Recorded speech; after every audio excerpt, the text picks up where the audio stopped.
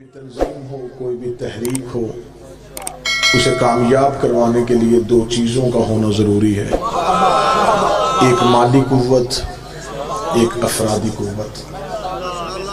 اس تنظیم کے پاس لوگ ہونے چاہیے، اس کے پاس پیسہ ہونا چاہیے۔ جس کے پاس لوگ نہ ہو بات ان کی بھی کوئی نہیں سنتا، جس کے پاس دولت نہ ہو بات ان کی بھی نہیں پھیلتی۔ اسلام ایک عالمگیر تحریک کا نام ہے۔ مولوی سر پہ قرآن رکھ کے بتائے کہ اس پہ لوگ کس نے دیے ہیں اور اس پہ دولت کس نے دی ہے۔ بسم اللہ۔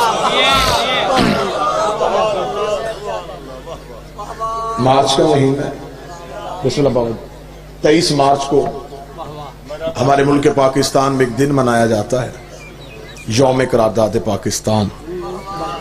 اس میں سارا دن پاکستان ٹیلی ویژن پہ جتنے بھی میڈیا کے چینلز ہیں وہ بچوں کو بتاتے ہیں کہ پاکستان جب بننا تھا اس میں محنت لگی محمد علی جناح کی، خواب تھا اقبال کا، دولت تھی راجہ صاحب محمود علی۔ جس طریقے سے تو نے پاکستان کا فلسفہ لوگوں کو سنایا، ہمیں بتا کہ اسلام جب پھیلا اس میں محنت کس کی تھی، اس میں پیسہ کس کا تھا؟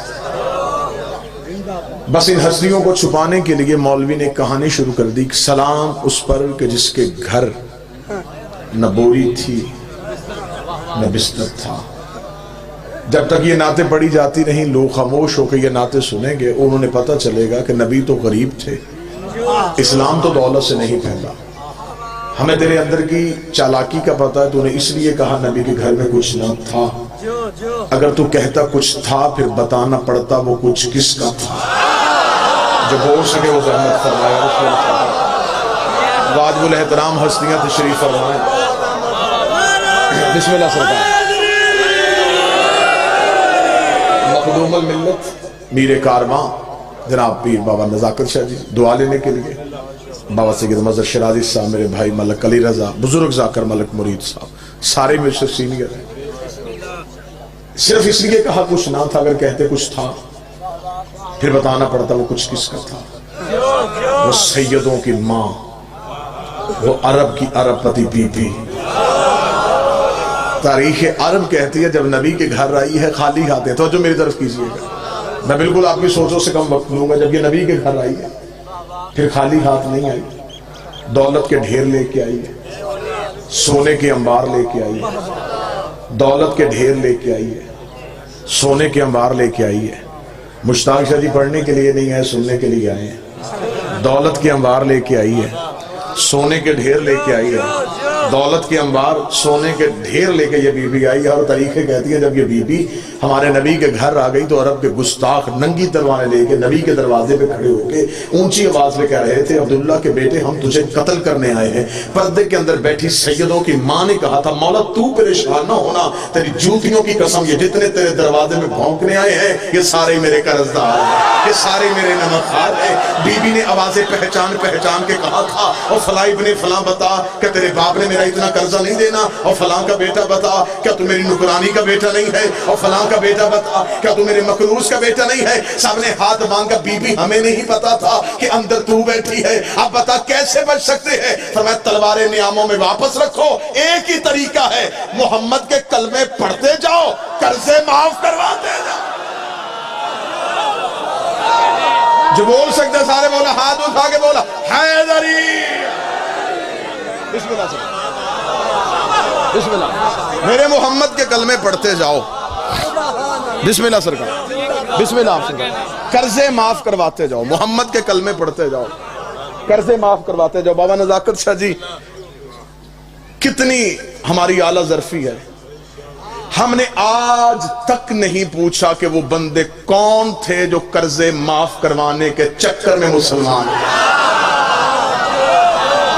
یہ ہماری اعلیٰ ظرفی ہے، یہ ہماری اعلیٰ ظرفی ہے۔ ہم نے تم سے کبھی یہ سوال نہیں کیا کہ وہ بندے کون تھے جو قرضے معاف کر۔ ہر بندہ نبی کی محبت میں مسلمان نہیں ہوا۔ سارے مولا مل کے حیدری.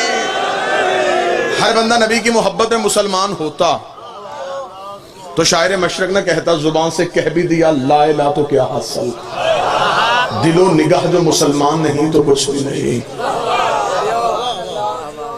یہ سیدوں کی ماں جس کی دولت کے صدقے میں تو جو میری پورے رکھیں گے اسلام امیر ہو گیا. عرب کی عرب پتی بی بی، بسم اللہ جی بسم اللہ سے، جس کے نوکروں کے شادی سننی ہے تو بابا درگام شاہ جی کا انتظار کریں گے. جی آپ جی بسم اللہ سرکار. میرے محمد کے کلمے پڑھتے جاؤ قرضے معاف کرو. یہ بی بی ہمارے نبی کے گھر آ گئی ہے. تاریخ عرب کہتی ہے یہ اتنی امیر تھی جس کے نوکروں کے خیموں کے رسے سونے کے ہوتے تھے، کنیزوں کی کمر کی بیٹیاں سونے کی ہوتی تھی. جب بی بی کا تجارت کا قافلہ گھر سے نکلتا آخری اونٹ مکے سے نکل رہا ہوتا تھا، پہلا اونٹ یمن میں داخل ہو رہا ہوتا تھا.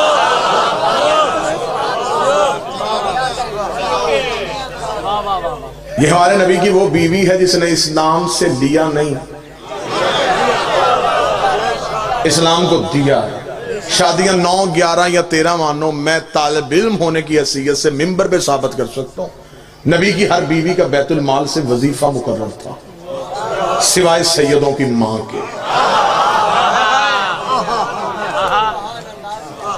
اور یہی وجہ ہے، بہت میری جسارت ہے کہ میں اتنے بہترین علماء کرام کے سامنے یہ لفظ کہہ رہا ہوں. جناب سیدہ نے جب دربار خلافت میں خطبہ دیا تھا تو خطبہ میں ایک لفظ بی بی نے کہا تھا. جب میں نے بی بی کا مقدمہ پڑھا تو مجھے اس لفظ پہ اپنی جان سے زیادہ پیار آیا. شہزادی نے دربار میں کھڑے ہو کے کہا چل چھوڑ تو وراثت، چل چھوڑ تو میرے بابے کا حق، میں بدول تجھے کہہ رہی ہوں میری ماں کا قرضہ مجھے واپس کر. جو بندہ بول سکتا وہ بولے، جو حق سیدات سننے کے لیے. آج تک اسلام، بسم اللہ سے، میری ماں کا قرض مجھے واپس کر. فتح کی صورت میں آج تک مسلمان مقروض ہے سیدوں کا. خمس دینا تمہارا سید پہ احسان نہیں. آج تک جو بھی زمین دانا دے رہی ہے یہ سیدوں کا صدقہ ہے. سادات کا قرض ہے جو ہم کھا رہے ہیں. یہ بی بی نبی کے گھر آ گئی. اس شہزادی کی کہانی یہ ہے، تاریخ یہ کہتی ہے کہ جب بی بی کا تجارت کا قافلہ گھر سے نکلتا نا جی، کیونکہ بہت وسیع تجارت تھی، اور جناب خدیجہ کے والد خویلد یہ بھی عرب کے امراء میں سے تھے، بہت امیر تھے. عربوں میں شعر و شاعری ہوتی تھی، یہ لڑائی بھی اشعار کی صورت میں کرتے تھے.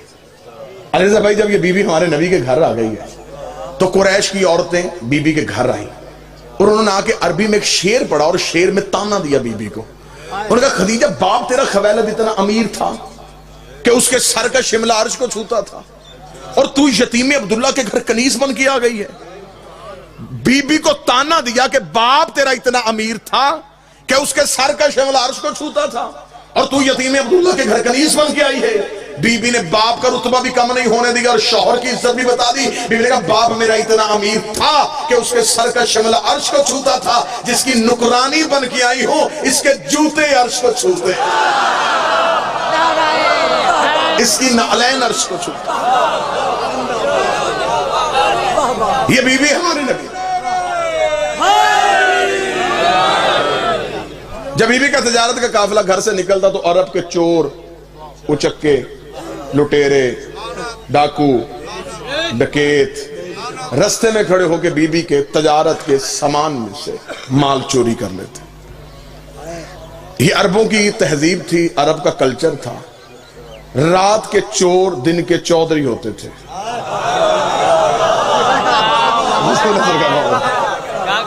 رات کو چوریاں کرنا، دن کو مطمئن ہو کے ڈیرے پہ بیٹھ کے فیصلے کرنا.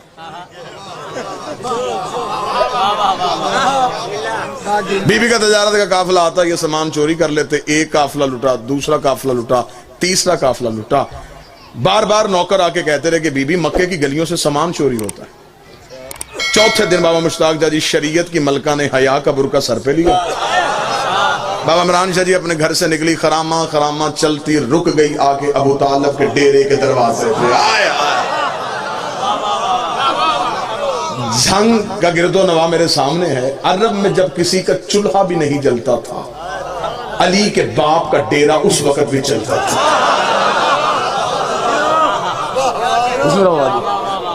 عرب کے فیصلے سیدوں کے ڈیرے پہ ہوتے تھے. ڈیرے دار یہ خاندان تھا. مہمان ان کے دروازے سے بھوکا نہیں جاتا تھا. حاجیوں کو یہ کھانا کھلاتے تھے. حج کے دنوں میں سب سے بڑی سبیل انہی کے گھر میں لگتی تھی. سارا عرب جانتا تھا کہ آدھی رات کو بھی ان کے دروازے پہ دستک دو، کھانا بھی مل سکتا ہے، بستر بھی مل سکتا ہے. یہ میرے نبی کے خاندان کی تہذیب تھی. بی بی آ گئی حضرت ابو طالب کے ڈیرے کے دروازے پہ. سامنے مسند پہ بیٹھا تھا علی کا شریف ترین باپ. بی بی نے آ کے دونوں ہاتھ ماتھے پہ رکھے کہا ابو طالب میں ہوں خویلد کی بیٹی. باپ بھی میرا رئیس تھا، میں بھی رئیس ہوں. باپ بھی تاجر تھا، میں بھی تاجر ہوں. باپ بھی تجارت کرتا تھا، میں بھی تجارت کرتی ہوں. مکے کی گلیوں سے تجارت کے قافلے یمن شام مصر کے لیے جاتے ہیں. مکے کی گلیوں سے میرا سامان چوری ہوتا ہے. میں آپ سے پناہ لینے کے لیے آئی ہوں. اتنا جملہ کہنا تھا. یہ حضرت ابو طالب نے ایک لمحہ سوچے بغیر کہا خدیجہ مطمئن ہو کے گھر چلی جا. آج کے بعد تیرا سامان کوئی نہیں لوٹے گا، آج کے بعد تیرے قافلے کو کوئی نہیں دیکھے گا. میں نے لمحہ دیر نہیں کی، میں فوراً آپ کو نتیجے میں لے کے آنا چاہتا ہوں. آج کے بعد تیرے قافلے کو کوئی نہیں دیکھے گا. بی بی خدیجہ مطمئن ہو کے پیچھے ہٹنے لگی. بی بی خدیجہ کا نوکر آگے بڑھا. اس کا بی بی اس نے کہہ دیا ہے جا تو بھی رہی ہے، اس سے پوچھ تو صحیح، طریقہ تو پوچھ. یہ کرے گا کیا؟ محافظ بھیجے گا، رستہ تبدیل کروائے گا، رستے میں بندے کھڑے کرے گا. یہ کرے گا کیا؟ بی بی خدیجہ نے نوکر کے منہ پہ ہاتھ رکھا شرم کر. بڑے بڑے گھروں میں چھوٹی چھوٹی باتیں نہیں کیا کرتے، بڑے بڑے گھروں میں چھوٹے چھوٹے سوال نہیں کیا کرتے. اس نے کہا بی بی تو اتنی مطمئن ہو کے کیوں جا رہی ہے؟ بی بی نے کہا تجھے نہیں پتا یہ جو کہہ دیتے ہیں وہ ہو جاتا. اس گھر کے بچے بھی جھوٹ نہیں بولتے، اس گھر کے بچے بھی جھوٹ نہیں بولتے.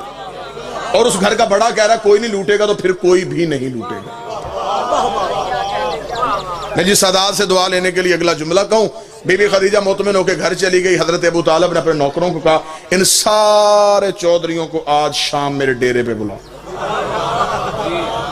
سارے اکٹھے ہو گئے. حضرت ابو طالب کے ڈیرے پہ آ گئے. سردار عرب رئیس مکہ علی اور محمد کے مشترکہ باپ اٹھ کے کھڑے ہوئے. ایک خطبہ دیا جسے خطبۃ القریش کہا جاتا ہے، قریش والوں کو دیا ہوا خطبہ. حضرت ابو طالب نے سب کو اپنے ڈیرے پہ بلایا.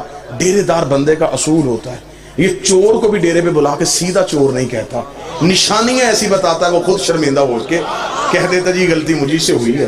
جس نے زمانے کو تہذیب سکھائی تھی اس حضرت ابو طالب نے اپنے ڈیرے پہ سب کو بلایا. بلا کے حضرت ابو طالب نے کہا دیکھو قریش والو، آج خویلد کی بیٹی خدیجہ میرے گھر آئی تھی.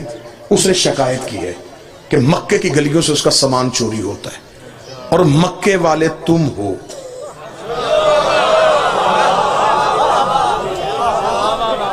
لہٰذا میں یہ نہیں کہوں گا کہ کون چوری کرتا ہے، میں صرف تمہیں یہ سمجھانا چاہتا ہوں آئندہ سے قافلہ نہ لوٹنا. بابا جی یہ میں ہاتھ باندھ کے کہنے لگا ہوں جتنے بھی ذاکرین واعظین ممبر پہ بیٹھے آخری بندے تک یہ جملہ میرا نہیں، جملہ ہے حضرت عمران کا. جس کا بیٹا بولے تو نہج البلاغہ بنے، وہ باپ کتنا فصیح و بلیغ ہوگا. حضرت ابو طالب کا جملہ میری پوری زندگی کی خطابت پلڑے پہ رکھی جائے یہ جملہ پھر بھی وزنی ہے. حضرت ابو طالب کا میں تمہیں گھر بلا کے صرف اتنا سمجھانا چاہتا ہوں عورت کے قافلے لوٹنا کوئی مردانگی نہیں ہے.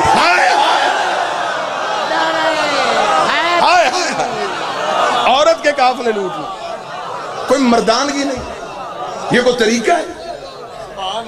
وہ پردہ دار مستور ہے تم اس کا سامان چوری کرو. بسم اللہ سرکار. اتنا جملہ کہہ رہا تھا یا ایک بندہ اٹھ کے کھڑا ہو گیا. اس نے کہا ابو طالب تیرے مشورے کا شکریہ، لیکن پہلے یہ بتا کہ ہم کریں تو کریں کیا؟ عرب میں کاروبار کیا ہے؟ پتھر بیچیں سوائے پہاڑوں کے یہاں پہ ہے کیا مکے میں؟ نہ صنعت نہ زراعت. چھوٹے چھوٹے ہمارے قبیلے ہیں، اتنے دور دور کے ملک ہیں تجارت کے لیے. اگر وہاں تک تجارت کے لیے جائیں تو جتنا رستے میں خرچہ ہے اسی میں تو ہمارا مال چلا جائے گا. اب میری قوم کے نوجوان سار اٹھانا. حضرت ابو طالب نے کہا تم نے مجھے پہلے کیوں نہیں بتایا کہ تمہارے پاس کرنے کے لیے کاروبار کوئی نہیں؟ علم معاشیات کا، علم اقتصادیات کا، علم اکاؤنٹس کا سب سے پہلا قانون علی کے باپ نے بنایا تھا. آج تک دنیا کا اسلامک بینکنگ نظام ابو طالب کے بنائے قانون پہ چل رہا ہے. حضرت ابو طالب نے تم نے مجھے پہلے کیوں نہیں کہا؟ تمہارے پاس کرنے کے لیے کچھ نہیں. جاؤ میں تمہیں مشورہ دیتا ہوں. جس کے گھر ایک اونٹ ہے ایک اونٹ لے آئے, جس کے گھر ایک گھوڑا ہے گھوڑا لے آئے, جس کے گھر ایک بکری ہے ایک بکری لے آئے, جس کے گھر کچھ بھی نہیں ایک مٹھ جو ہی لا کے خدیجہ کے تجارت کے ایک سامان میں رکھ دو. جب تجارت کا قافلہ واپس آئے, جس کا ایک اونٹ ہے 2 لے لینا,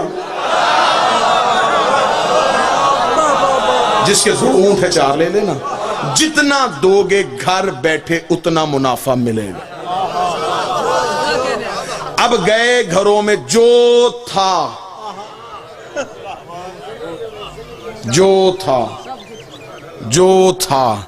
بابا جی اب مجھے معاف کر دیجئے گا, اب میں یہاں پہ جملہ چھپا نہیں سکتا. اب طریق نے یہاں پہ ڈنڈی ماری ہے. مورخ نے اسلامیات اور دینیات میں لکھا ہے فلاں بندہ اپنے گھر میں گیا, اس نے دیواروں پہ ہاتھ مارے, سوئی بھی نہ چھوڑی, سب کچھ اللہ کی راہ میں دے دیا. اس نے اتنے اونٹ اللہ کی راہ میں دے دیے, اس نے اتنے کنویں اللہ کی راہ میں دے دیے. قرآن منبر پہ لے کے آؤ, میں قرآن سر پہ رکھ کے طریق کا ضامن ہو کے اعلان کرنے کے لیے تیار ہوں. کسی نے بھی اللہ کی راہ میں نہیں دیا تھا, جس نے بھی دیا ڈبل کروانے کے چکر میں دیا, دگنا کروانے کے چکر. اگر کسی نے اللہ کی راہ میں دیا ہوتا تو خدا قرآن میں ذکر کر دیتا. نہ میں دلیل دیتا ہوں, پریشان نہ ہوں گے آپ, میں دلیل دیتا ہوں. اگر کوئی اللہ کی راہ میں دیتا خدا قرآن میں آیت بھیجتا, جنہوں نے دیا ان کی روٹیوں کا بھی ہے, جنہوں نے نہیں دیا ان کے اونٹا بھی کوئی نہیں.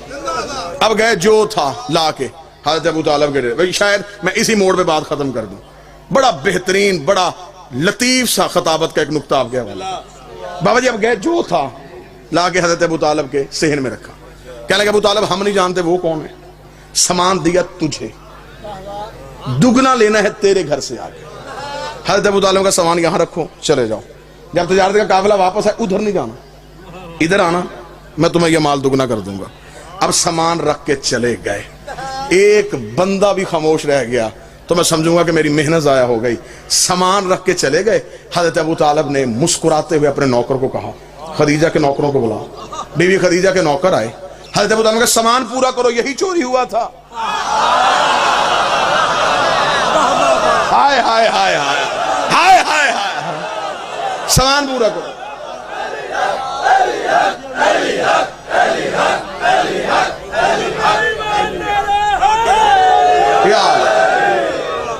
سامان پورا کرو. بابا مشتاق شاہ جی تاریخ اسلام کی یہ پہلی ریکوری ہے جو پوری ہوئی ہے. چور اپنے ہاتھوں سے سامان مالک کے گھر چھوڑ کے چلے گئے. بی بی خدیجہ کے نوکر پریشان ہو گئے. انہوں نے کہا کل ابھی ہم نے شکایت کی ہے, آج سامان مل گیا, یہ کہاں سے ملا ہے, یہ کہاں سے آئے؟ حضرت ابو طالب نے کہا اب سنیے, اگر لفظ ہی ہوتے ہیں خطابت میں, ہمارے پاس نہ سر ہے نہ تال ہے نہ سوزی ہیں نہ کتابیں. ہم مسکینوں کے پاس لفظ ہی ہوتے ہیں, لفظ ہی آپ نے تولنے ہوتے ہیں. حضرت ابو طالب کو بی بی خدیجہ کے نوکروں نے کہا سردار یہ کہاں سے ملا؟ ابو طالب نے یہ کہاں چھوڑو, کہاں سے ملا؟ مال اٹھاؤ خدیجہ کو جا کے دو, اور اس سے کہنا کہ ابو طالب کہتا ہے جب تجارت کا قافلہ واپس آئے نا, اس مال کا کوئی صدقہ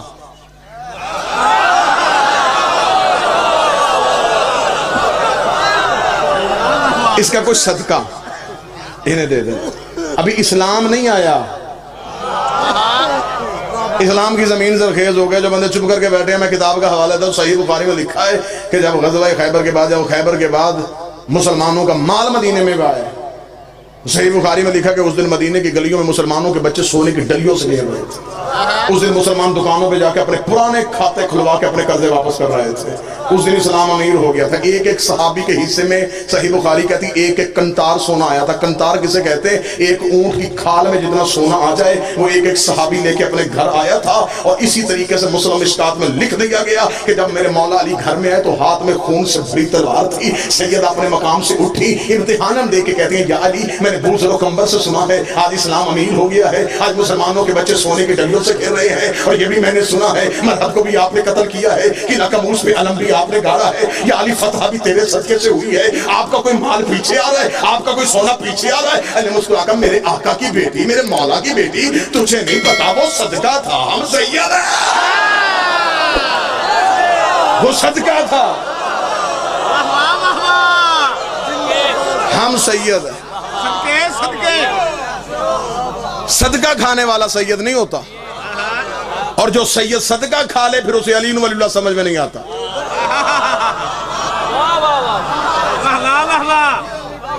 صدقہ سید کھا نہیں سکتا، اگر اندر چلا جائے پھر وہ پوچھتا رہتا ہے کہ جناب علی ولی اللہ کہاں لکھا ہے۔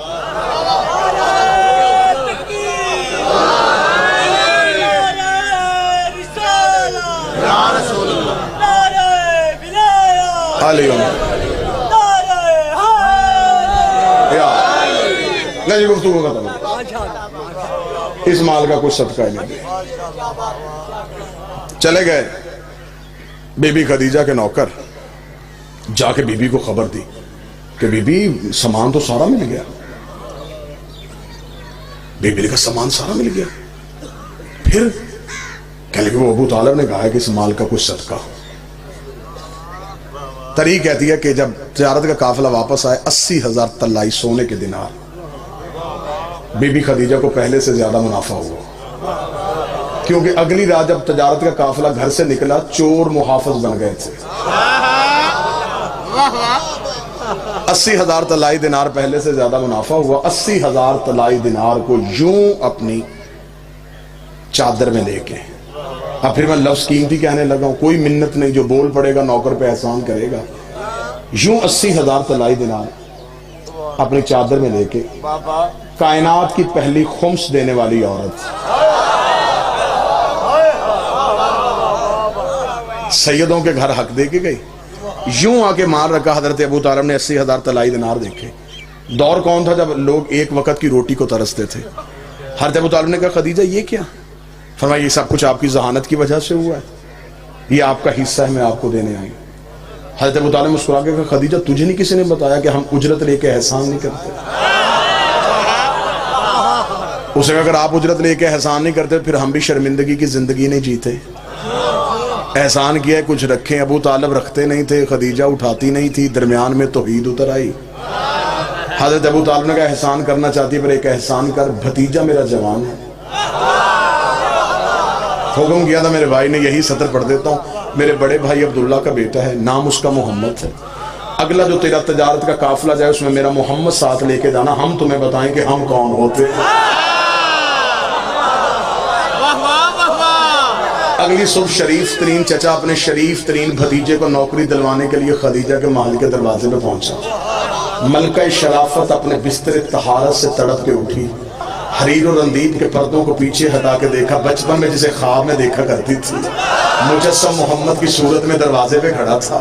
بی بی نے نوکروں کی لائن لگی ہوئی میں سے ایک نوکر کو اٹھایا، نام اس کا میسرہ تھا۔ بی بی دیکھ میسرہ اٹھ جا، یہ ہے سردار ابو طالب، یہ ہے اس کا بیٹا، اس نے آج رات قافلے میں ساتھ جانا ہے۔ میسرہ تیرا صرف ایک ہی کام ہے، نہ تو نے بوری اٹھانی ہے، نہ تو نے بوری رکھنی ہے، نہ تو نے مال بیچنا ہے، نہ تو نے نفع گننا ہے، نہ تجھے نقصان کا کوئی خطرہ ہونا چاہیے۔ میسرہ تو نے کوئی تجارت کا کام نہیں کرنا۔ بی بی پھر میں نے کرنا کیا ہے؟ بی بی کہتی تیرا صرف ایک ہی کام ہے، ذمہ داری میں تجھے دے کے بھیج رہی، تو نے اس محمد کے پیچھے سایہ بن کے رہنا ہے، اس محمد کے پیچھے سایہ بن کے رہنا ہے۔ مجھے واپس آ کے بتانا اس کا اٹھنا کیسا ہے، اس کا بیٹھنا کیسا ہے، اس کا سونا کیسا ہے، اس کا جاگنا کیسا ہے، اس کا چلنا کیسا ہے، اس کے چلنے کے طریقے کیا ہیں، اس کے کھانے کے سلیقے کیا ہیں، اس کے پہننے کے آداب کیا ہیں، اس کے بولنے کا طریقہ کیا ہے۔ میسرہ سایہ بن کے پیچھے چلے جا۔ میسرہ نے ایک نظر پیغمبر کو دیکھا، پھر بی بی کو دیکھا، پھر پیغمبر کو دیکھا، پھر بی بی کو دیکھا، بی بی اس کا سایہ بنا رہی ہے، اس کا تو اپنا سایہ ہی کوئی نہیں ہے،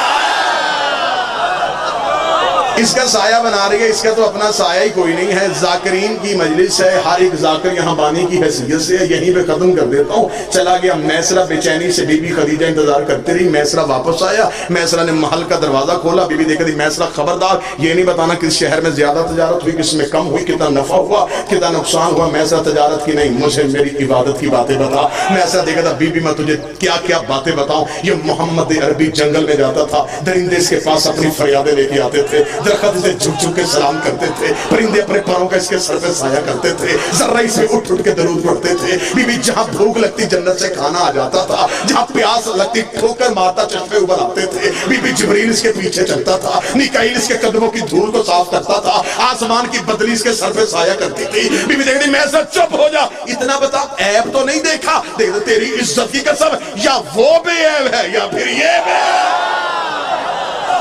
نہ اس میں کوئی ہے نہ اس میں کوئی ہے۔ خوش ہو گئی سیدوں کی ماں، خوش ہو کے بی بی نے کہا میسرہ 100 اونٹ سونا 80 اونٹ چاندی، یمن کی ساری جائیداد تیری۔ کہاں چلا گیا جھنگا مجمع؟ 100 اونٹ سونا 80 اونٹ چاندی، کیا 100 اونٹ سونا 80 اونٹ چاندی، یمن کی ساری 100 اونٹ سونا، غریب ہے یہ، 80 اونٹ چاندی، یمن کی ساری جائیداد تیری۔ جتنا چپ مجمع ہوا اتنا ہی میسرہ ہو گیا۔ اس نے کہا 100 اونٹ سونا 80 اونٹ چاندی، یمن کی ساری جائیداد، بی بی کیوں؟ فرمایا تو تجارت کر کے آیا ہے تو میں بھی تجارت کر رہی ہوں۔ ابھی مجھ سے تجارت کر رہی ہے، یہاں تجارت ہے، 100 اونٹ سونا تو رکھ لے، 80 اونٹ چاندی تو لے لے، یمن کی ساری جائیداد تیرے نام کر دیتی ہوں، کام صرف اتنا کر، میری شادی کا پیغام لے کے ابو طالب کے گھر چلے جا۔ ہائے ہائے ہائے ہائے، میری شادی کا پیغام لے کے ابو طالب کے گھر چلے جا۔ میں ایسا دیکھ کر بی بی 100 اونٹ سونا 80 اونٹ چاندی، یمن کی ساری جائیداد، نہ بی بی تیرا کام مشکل ہے، تیری اجرت تھوڑی ہے، تیرا کام مشکل ہے، تیری اجرت تھوڑی ہے۔ بی بی کہتی آخر تو نے نوکر ہو کے اپنی اوقات دکھا دی، منہ سے بول تجھے کیا چاہیے، میں محمد کی جوتی سے وار کے تجھے دے دیتی ہوں۔ میں ایسا دیکھتا اپنا سونا تو رکھ، تیری چاندی تجھے نصیب ہو، تیری جائیداد تجھے مبارک ہو، پیغام لے کے چلا میں جاتا ہوں۔ اگر محمد تیرے مقدر کا مالک بن گیا پھر مجھے اتنا یقین ہے جنت تیری اولاد کی محبت کا نام۔ مجھے کیا ضرورت ہے میں سونا لوں، مجھے کیا ضرورت ہے میں چاندی لوں، وعدہ کر بی بی جنت کا۔ بس بس ختم کیجیے گا۔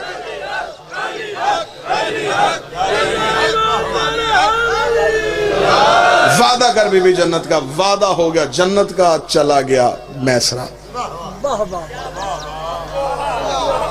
اب یہاں پہ چند بندوں کے ذہن پہ سوال آ گیا، وہ خطیب بھی کیا جو مجلس پڑھے اور چہرے نہ پڑھے؟ جی پیغام بی بی نے بھیجا؟ ہاں ہاں بی بی نے بھیجا۔ اگر پیغام نبی بھیجتے آج مولوی بھونک دیتا، مالدار جو تھی